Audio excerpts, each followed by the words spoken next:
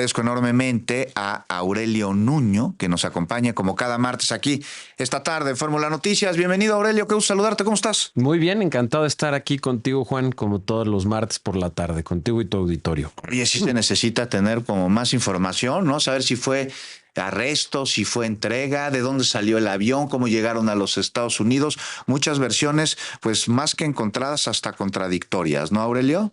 Sin duda, y mira, y en estos casos eh, hay siempre un gran número de especulaciones, de filtraciones, Así es. y la verdad es que no sabemos exactamente qué sucedió.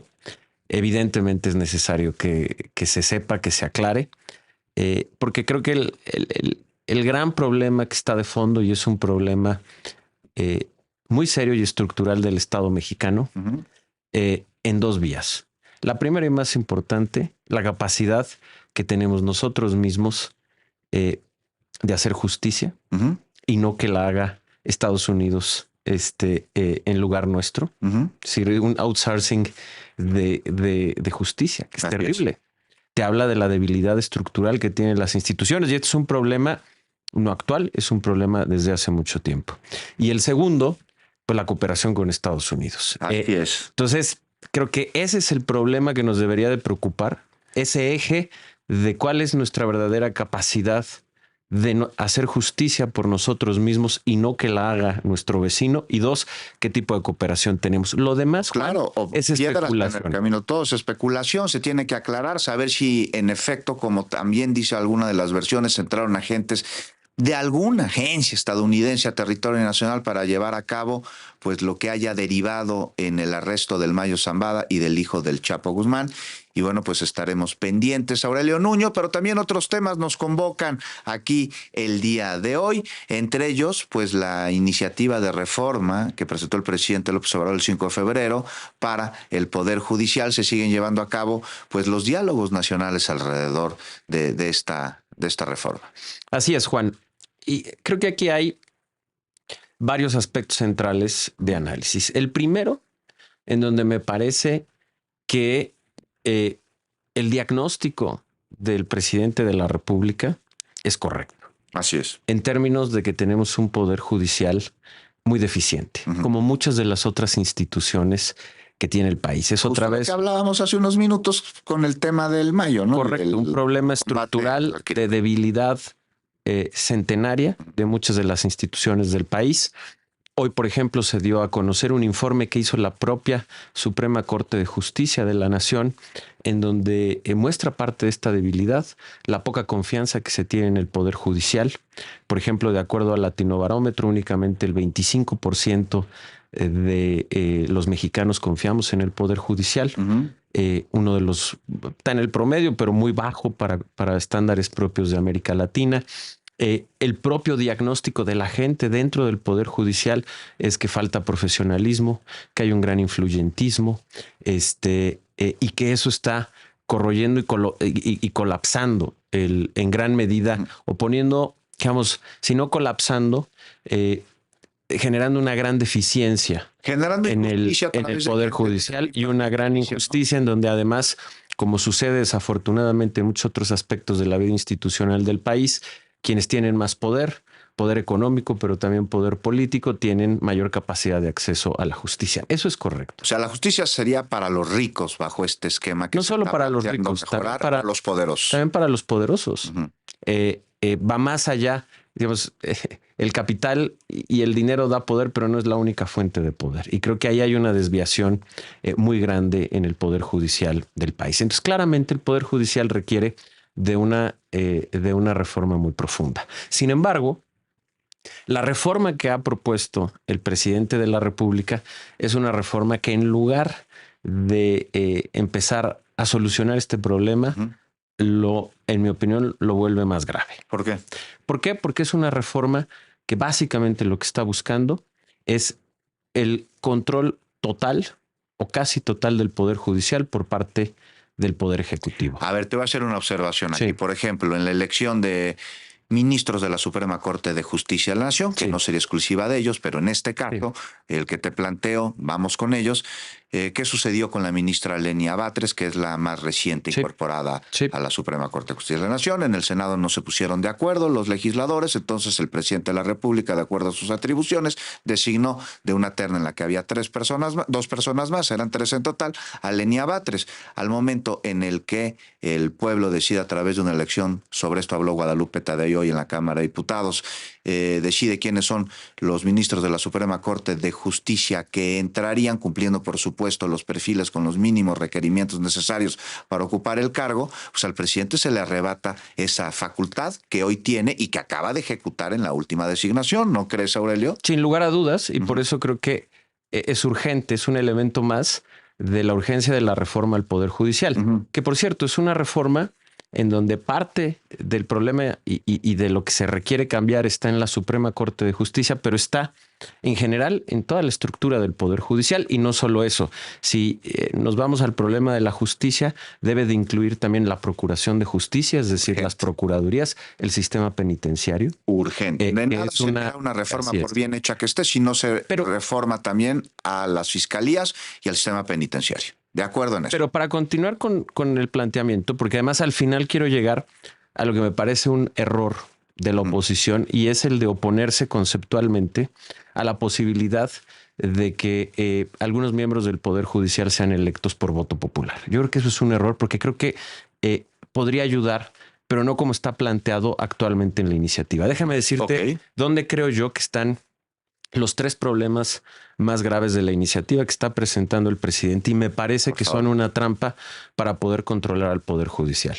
El primero es que todos los puestos, no únicamente los ministros de la Suprema Corte, sino todos los jueces son puestos a elección popular. Eso, en primer lugar, implica un problema de magnitud.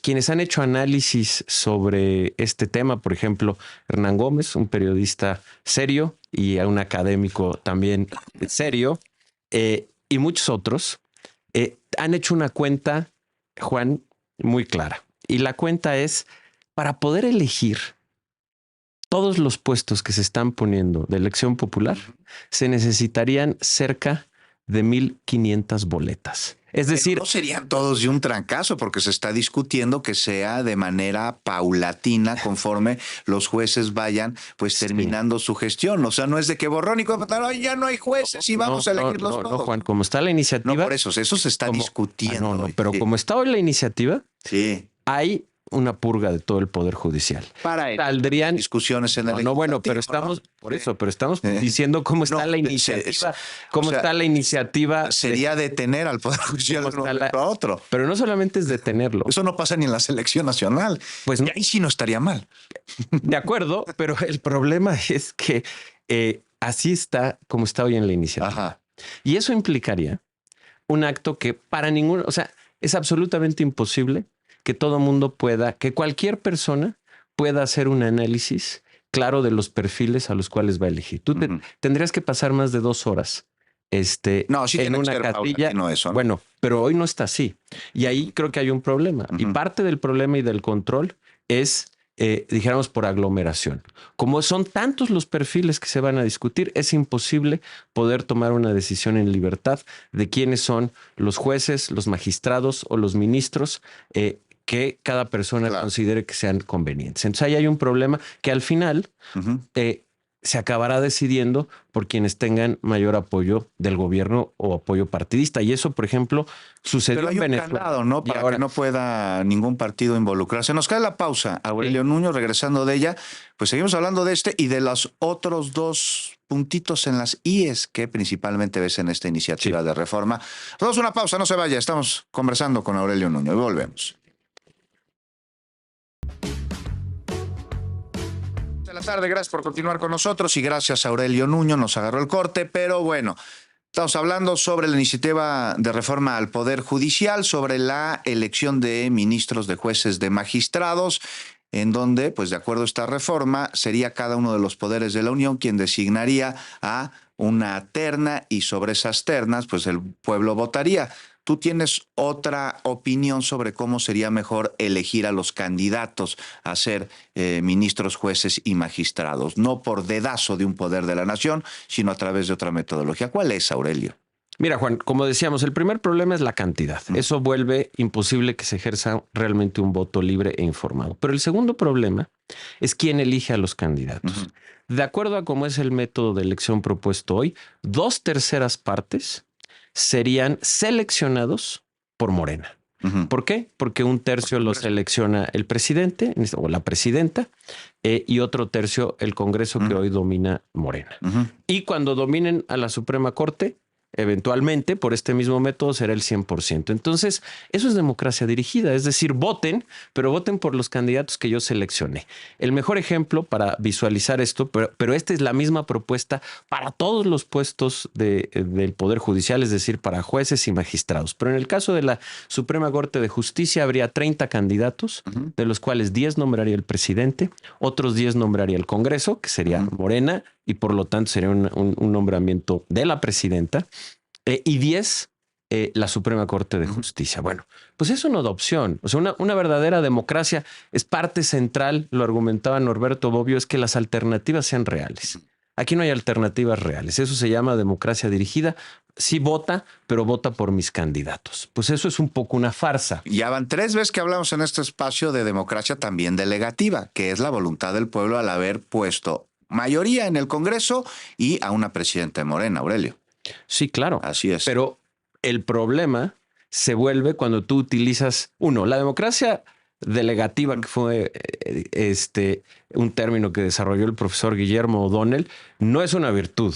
En el análisis del profesor Guillermo O'Donnell, con toda razón, habla de la democracia delegativa como un desfiguramiento de la democracia, porque lo que hace es que cuenta tu voto, pero solamente para elegir una persona que después va a gobernar de manera totalmente arbitraria. Entonces, digamos, es un problema, la democracia delegativa no es una solución. Y aquí estamos viendo un problema precisamente de una democracia delegativa en donde va tomando control del Poder Judicial bajo la fachada de una elección popular, pero en donde ellos te ponen a los candidatos para que tú elijas dentro de sus candidatos. ¿Qué opción pondrías? Mira, quedan 2 minutitos, poquito menos. Y que es con lo que te decía, creo que donde ha habido un enorme error de la oposición y de muchos analistas es cerrarse totalmente a la posibilidad de que exista voto popular. En mi opinión, no hay ninguna razón de filosofía política para que no sea así. El Poder Ejecutivo y el Poder Legislativo son electos con voto popular directo. Podría serlo también una parte del Poder Judicial. Lo que importa es cómo. A ver. Por ejemplo, yo creo que debería de haber en el Poder Judicial un equilibrio. Es decir, los jueces y los magistrados tendrían que ser electos por un sistema nacional de concurso como el que existe hoy, pero que funcione, porque hoy sabemos que está penetrado por distintos intereses, que genuinamente lleguen los mejores y se promuevan los mejores, como lo hicimos, por ejemplo, con la reforma educativa con los docentes. Ahora bien, en el caso de los miembros de la Suprema Corte, que es un nombramiento de naturaleza política, una alternativa es que también haya un concurso para que los candidatos no los ponga Morena, sino que exista un concurso y que los primeros 5 lugares puedan ser electos por voto popular, por ejemplo. Es decir, hay distintas fórmulas que se pueden explorar para que haya un equilibrio entre mérito y voto popular, que creo que podría ser sano, pero no es esta iniciativa. Esta iniciativa pone el voto popular como una fachada para tomar control del Poder Judicial. Y si eso sucede, Juan, y concluyo con esto, en Venezuela, que es otro tema candente hoy, en 2004, el Poder Judicial, Chávez llegó al poder en 99, en 2004 perdió el Poder Judicial su independencia. De esto hablaremos la próxima semana. Y esto fue fatal para Venezuela. Volvemos.